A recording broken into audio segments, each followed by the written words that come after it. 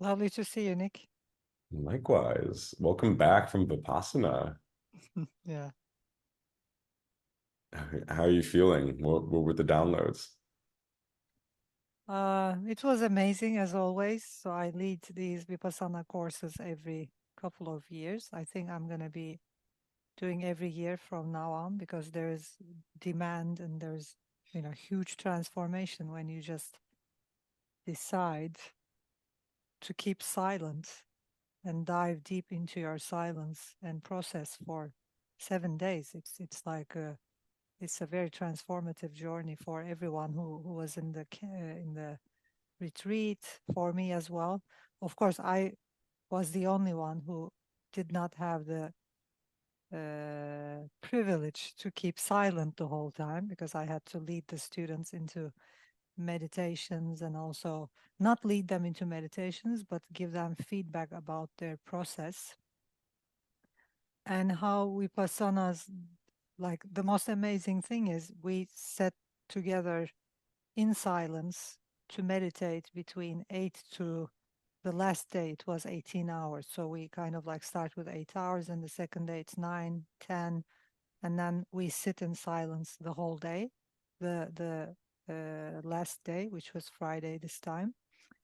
And even though we were sitting in silence, there was a lot of conversations and communications happening in the room, which is which is like for me as a teacher, which is the most amazing thing every time because when different people join me in that silent retreat, there are different conversations and there are different communications and it's just amazing. It's like being in that mind space and just being with them in the process. And I usually wait like 2 days, 3 days until they are through with, because you carry your life to Vipassana and there are a lot of things going on in the mind the first couple of days. So I wait for the best time to crack their shell, literally, in the mind.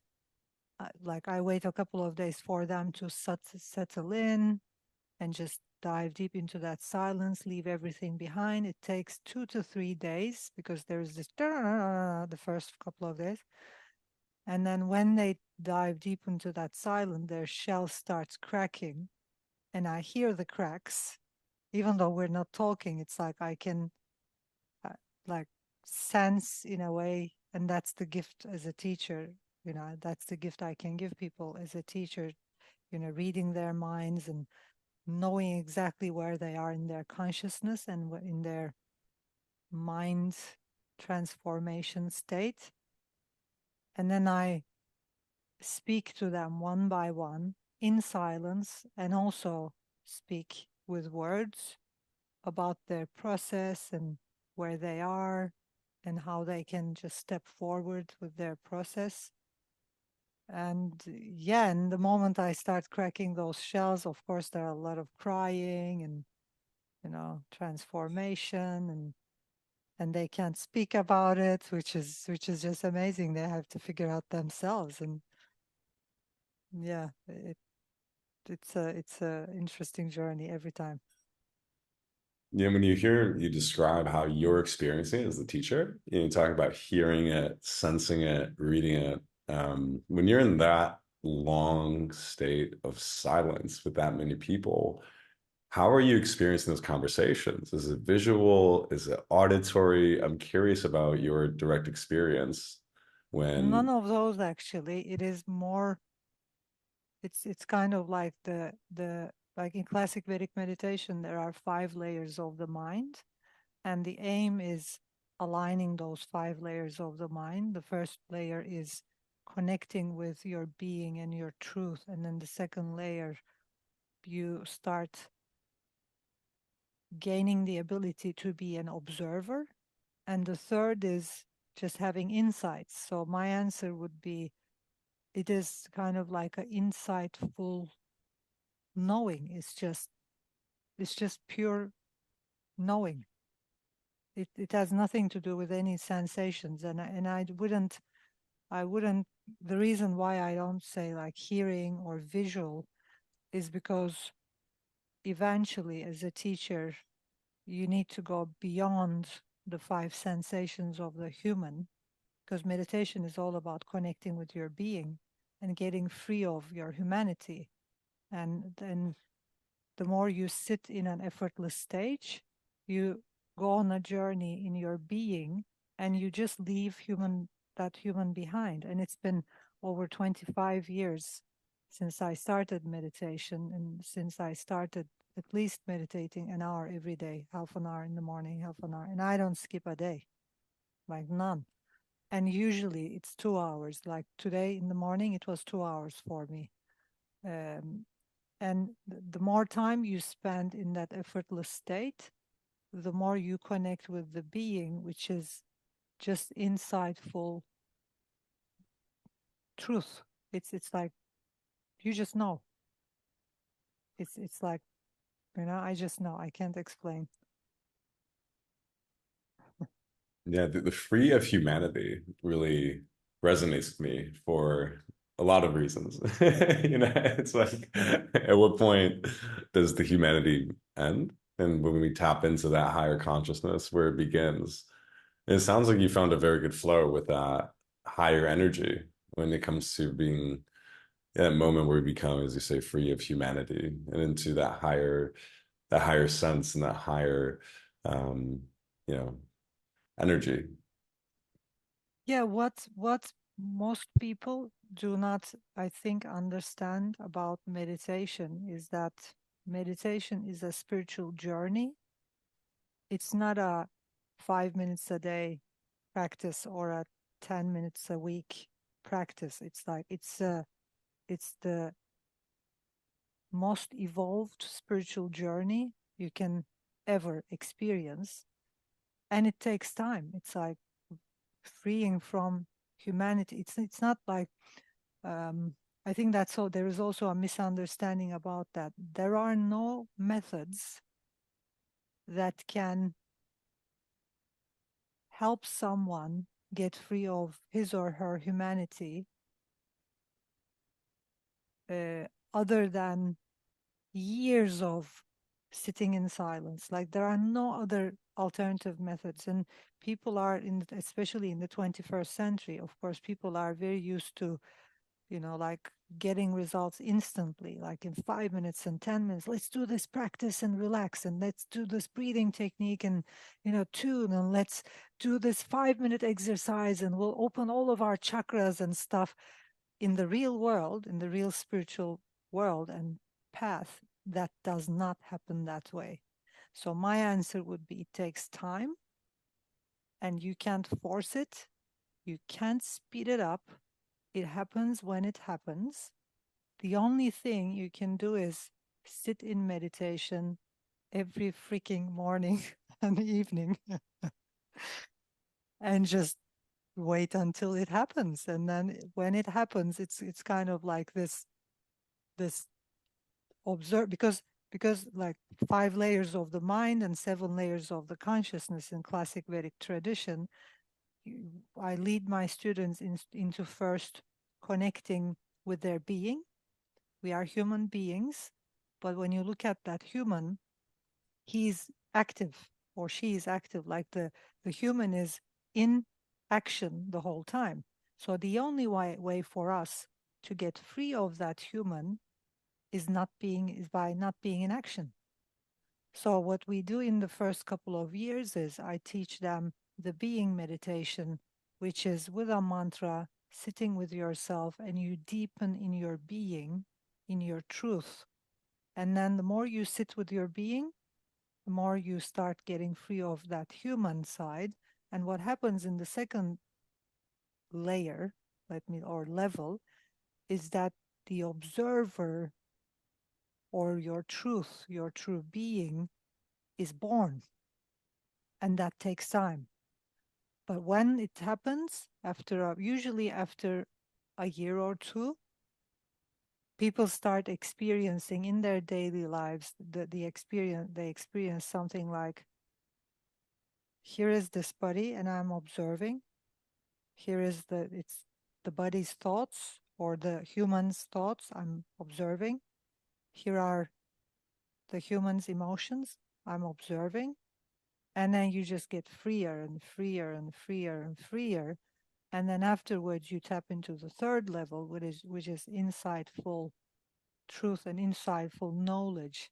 We tap into kind of like the ultimate library of wisdom. And then there is the fourth layer, which is you start connecting with the real thoughts, I would say, but they are not thoughts. Like you start connecting with the vibration of the universe, and you start experiencing my mind as God's mind, and the mind as you evolve in your meditation, because your energy field also expands, you start experiencing more universal wisdom, let me say. And then there is the fifth level, which is connection with humans and everything around you, and telepathic also capabilities, and the last layers, of course, when you look at the consciousness layers, is Zen.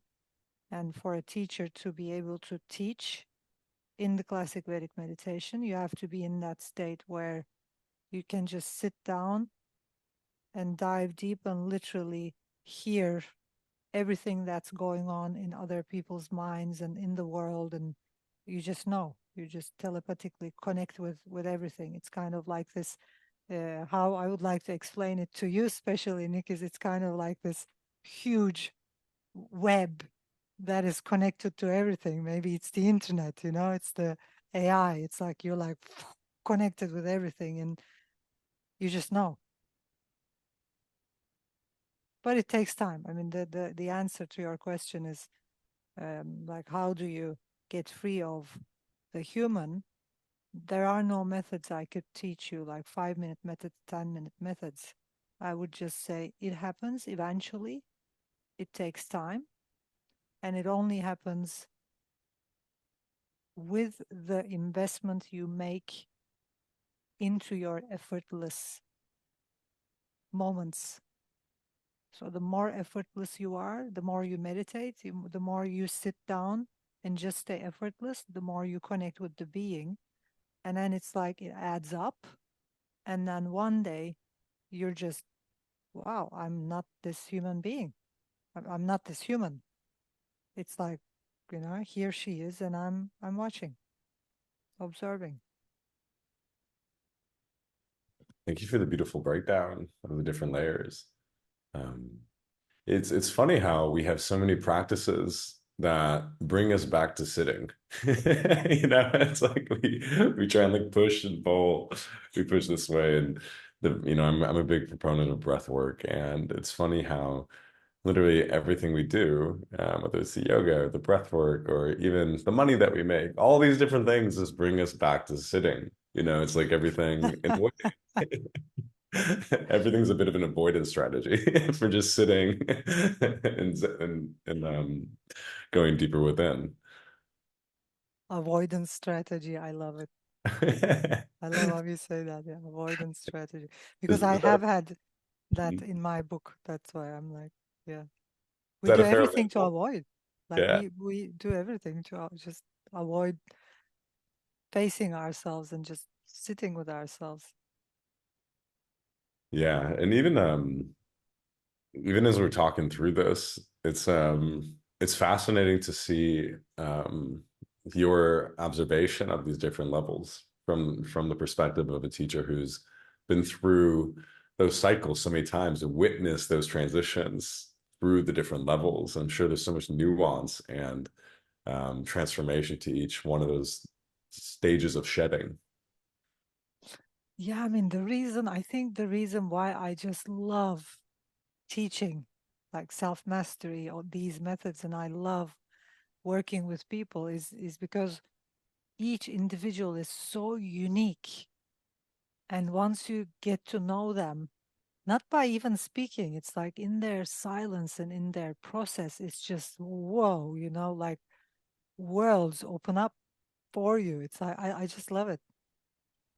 I'm in a new world right now. I'm like someone else, mm, in a week, in 8 days, just because I spent 7 days in silence in a group. If people knew what silence could do to their lives, we would probably have not this many people on the streets.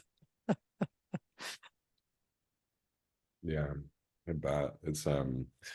Yeah, thank you for sharing. It's something that I have not leaned into yet, the Vipassana. You know, I'm more of the even the other night I was having a conversation with two of my friends, and like, oh, let's go train for the marathon. And my response to them was like, you know, running is not very high SRV. I like to optimize my output. You know, I like bang for my buck when I exercise. You know, and like it's funny now I think about it, the breath work that I do. You know, it's like holotrophic and like very intense. It's like everything I do, I like to get the um physiological bang for my buck, as they say. And in a way, it is a bit of an avoidance strategy for, you know, sitting and going through these different processes. Yeah, maybe. Yeah.